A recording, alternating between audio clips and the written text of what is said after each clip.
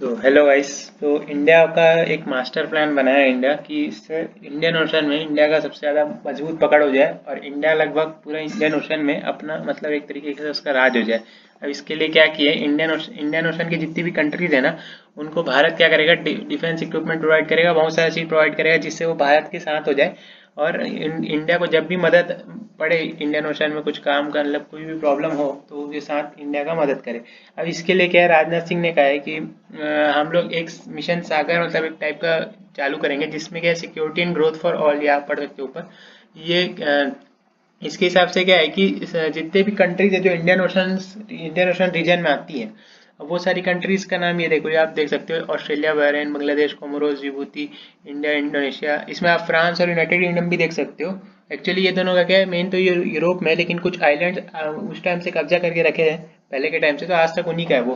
तो इसमें क्या है, पाकिस्तान को छोड़ के बाकी भी जितनी कंट्रीज हैं उनको भारत सिक्योरिटी प्रोवाइड करेगा। अब देखो, जैसे कि यहाँ छोटी छोटी कंट्रीज होती है ना, जैसे ये यूनियन टेरिटरी, जैसे ब्रिटिश ओशन टेरिटरी है इसका, यूनाइटेड किंगडम का, तो ये तो ब्रिटिश अपना खुद का, ब्रिटेन लोग इसमें सिक्योरिटी प्रोवाइड कर लेते हैं। लेकिन क्या है कि जो भी छोटा मोटा कंट्री, जैसे मॉरिशस हो गया, सेशेल्स हो गया, मालदीव्स हो गया, सोमालिया, तंजानिया, मोजाम्बिक, केन्या, जो उतना मजबूत कंट्रीज नहीं है, ओमान या यमन, ये सब जो है, तो ये सब कंट्रीज जो है ना, जिसमें जो ज़्यादा डेवलप नहीं है और मतलब ज़्यादा जिसमें अपना खुद का डिफेंस नहीं है, तो उनको भारत मदद करेगा। ये कोमोरोस हो गया, मडागास्कर को, ताकि वो लोग क्या करें, अपना डिफेंस इक्विपमेंट और बढ़िया कर सके और अपना सुरक्षा खुद कर सके।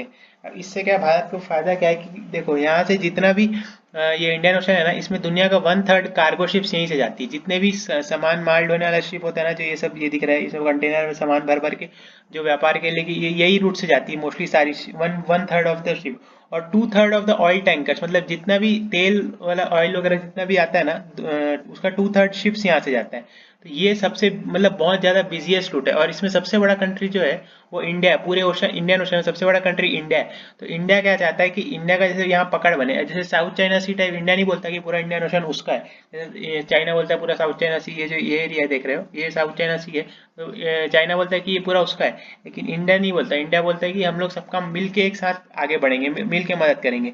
अब इसमें क्या करेगा इंडिया, जितना भी कोस्ट लाइन सर्वेलेंस रडार लगाएगा, जितने भी कंट्रीज है ना जिसके कोस्ट लाइन है, उसमें सारे में ये रडार लगाएगा। ये रडार का काम क्या रहेगा कि कोई भी जो शिप्स रहेगा, वो आते जाते जो भी उसके मतलब बॉर्डर के आसपास आएगा, उनका पहचान करके बताएगा कि ये मतलब कौन कौन कौन से शिप है, अपना शिप है, एनिमी शिप है, कौन सा है, मतलब उसका लिए रडार लगाएगा। और यहाँ पे एक सेंटर लगता है जिसमें सारा डेटा वगैरह कलेक्ट होता है। उसके बाद इंडिया क्या करेगा, उनको ये जो डॉर्नियर विमान होते हैं ना, और ये जो पेट्रोलिंग के लिए होता है, मतलब इसमें क्या है कि तुम पूरे समंदर के आसपास अपने एरिया में बॉर्डर में घूम घूम के देख लो कि तुम्हारे कोई रीजन में कोई दूसरी ऐसी शिप्स तो नहीं आ रही है जो मतलब जिससे तुमको नुकसान हो सकता है। और उसके अलावा पेट्रोल गार्ड्स के लिए ये बोट्स देगा, पेट्रोलिंग बोट्स। तो ये भी बहुत हाई स्पीड बोट होती है, और ये चारों तरफ मतलब घूम के फटाफट चक्कर लगा सकती है। जैसे आप यहाँ भी एक नीचे देख रहे हो, ये सब जो प्लेन होते हैं, ये डॉर्नियर प्लेन है, इंडिया नेवी के पास है, जो इंडियन नेवी के पास। उसके अलावा ये सारे कंट्रीज को ये सब देगा। अब उसके अलावा भारत देगा उन लोग को जो डिफेंस सिस्टम होता है, जो भारत अपना आकाश मिसाइल बनाया है, और भी बहुत सारा जो एयर डिफेंस सिस्टम बना के रखा है वो, और हेलीकॉप्टर। अब ये सब भारत उसको अपना देगा। भारत के पास क्या इतनी कैपेबिलिटी है कि वो ये सारे चीज़ों का निर्माण वो बड़े बड़े स्तर में कर सकता है। और भारत के पास मतलब इतना टेक्नोलॉजी है कि ये जितने भी चीज़ है ना, जो भी अभी मैं दिखाया, वो सारा भारत खुद तो अपने लिए तो बना ही लेता है, और दूसरों को ही बेचने के लिए मतलब भारत का अब उतना कैपेबल हो गया भारत। तो इसका फायदा क्या है कि देखो, सबसे पहले जो ह्यूमन ट्रैफिकिंग होता है, ये क्या है कि लोगों को ऐसे बोट में भर के इनको बेच देते हैं, इनको मतलब ह्यूमन ट्रैफिकिंग ये सब बहुत होता है इंडियन ओशन रीजन में। बांग्लादेश के थ्रू बहुत लोग का ह्यूमन ट्रैफिकिंग होता है।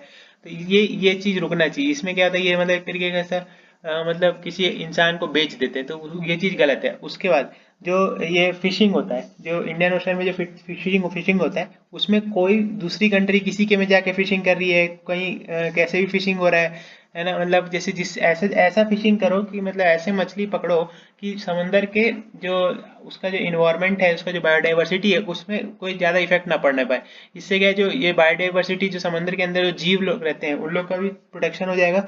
और उसके अलावा तुम मतलब अपने हिसाब से एक सिस्टमेटिक तरीके से मछली पकड़ो, ऐसा नहीं कि पूरा का पूरा मछली मर गया फिर पूरा ओशन अंदर से खाली हो गया। तो ये सब रोकने के लिए भारत ऐसे सब टेक्नोलॉजी का प्रयोग करेगा। उसके अलावा जो आतंकवादी होते हैं, टेररिस्ट सबसे ज़्यादा मतलब जो इधर उधर दूसरे देशों में घुस जाते हैं, सोमालिया में काफ़ी लोग डाकू टेररिस्ट टाइप के लोग रहते हैं। तो ये यमन ओमान यहाँ भी काफ़ी लोग हैं। तो ये सब लोग जो टेररिस्ट होते हैं ना, ये लोग किसी भी शिप को कब्जा कर लेते हैं। और ऐसा क्या रूल है, इंटरनेशनल रूल ऐसा है कि अगर तुम्हारे मतलब जो भी कमर्शियल व्हीकल कमर्शियल शिप्स हैं जो जिसमें सामान जा रहा है, उसके अंदर तुम हथियार नहीं रख सकते। तो ये लोग क्या करते हैं कि वोट वोट से आते हैं और कब्जा कर लेते हैं, उसके बाद फिर उनके बहुत सारा पैसा लेते हैं उसको छोड़ने के लिए। तो इससे बहुत नुकसान होता है कंपनीज को। तो इसके लिए क्या है कि भारत ये सब करने के लिए रोकने के लिए मतलब एक ये भी इसका प्लान है भारत का।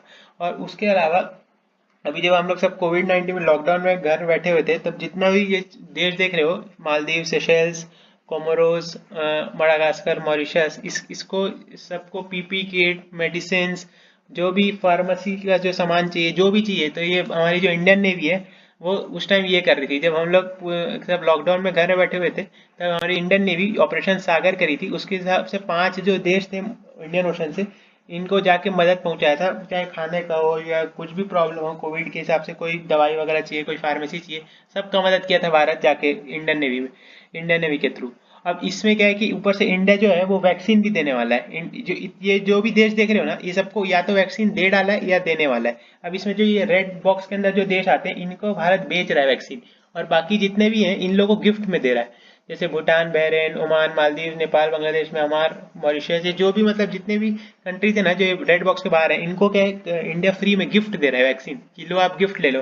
ये एयर इंडिया के फ्लाइट्स में भर भर के गिफ्ट दे रहा है। क्योंकि क्या है कि वहां भी इंडिया हमेशा से ये सोचता है कि अपने अपन तो अपन बच जाएंगे, लेकिन पूरी दुनिया को साथ लेके चलना है, अकेले आगे नहीं भागना है। तो इसके वजह से क्या है कि जो संपन्न कंट्री मतलब जिसके पास बहुत पैसा है और वो लोग मतलब खरीदने का जिनके पास मतलब औकात है जिस कंट्रीज की, वो लोग को कंट्रीज को भारत बेच रहा है। या ब्राजील, साउथ अफ्रीका, ये सब काफी डेवलप्ड कंट्री, कुवैत, यूएई, इनका तो इजिप्ट, ये सब का बहुत पैसा है इनके पास। तो इनको क्या इनको फ्री में देने का क्या जरूरत है, इनको बेच दिया भारत। और बाकी जो कंट्रीज है जिसको सही में जो कंट्रीज पीछे रहेंगी, मतलब अब जो भी वैक्सीन बन रहा है, अब जो सबसे जो बड़ी बड़ी कंट्रीज है, जो अमीर कंट्रीज है, वो क्या करेगी, सब फटाफट फटाफट वैक्सीन का अपना सप्लाई भर लेगी अपने पास। बाकी जो छोटी मोटी कंट्रीज है, गरीब कंट्रीज, इनको नहीं मिलेगा। तो भारत का काम क्या है कि अपने लिए तो बनाएगा ही, उसके अलावा इन लोग को भी जा जाके देगा।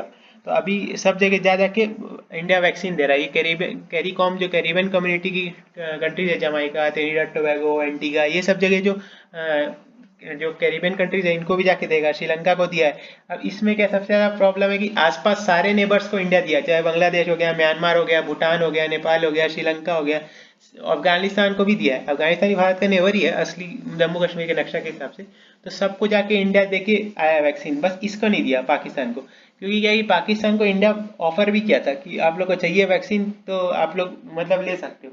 लेकिन ये अब एक तो चाइना का इतना पैसा खा के बैठा है, तो वैक्सीन भी चाइना से लेना पड़ेगा ना। तो इसकी वजह से क्या, ये लोग चाइना का जो साइनोवैक वैक्सीन है उसका इन लोग अभी 50,000 डोज लिए। इंडिया में अभी मतलब 5 मिलियन लोगों को लग गया, 50 लाख को वैक्सीन लग चुका है, 5 मिलियन लोगों को। इन लोग अभी 50,000 डोज मिला इनको खाली चाइना से, और उसमें भी इनका 20 करोड़ का आबादी है। तो पूरा वैक्सीन तो इनको वैसे भी नहीं लगेगा। वो साइनोवैक वैक्सीन जो है चाइना का, वो इन लोग ले रहे हैं, उसका एफिकेसी उतना ज़्यादा अच्छा नहीं है। तो उसके वजह से इंडिया चाहता था कि इन लोग को भी दे दे, लेकिन ये लोग सोचे कि अब किस मुंह से आएंगे भारत के पास वैक्सीन मांगने के लिए। हर जगह तो बेइज्जती कराती हैं। तो इसके वजह से क्या है कि भारत बोला कि छोड़ो, अभी लोगों को कोई काम करनी, ऑफर तो दिया ही था, अभी लोग नहीं लेना है, तो हम लोग क्या कर सकते हैं।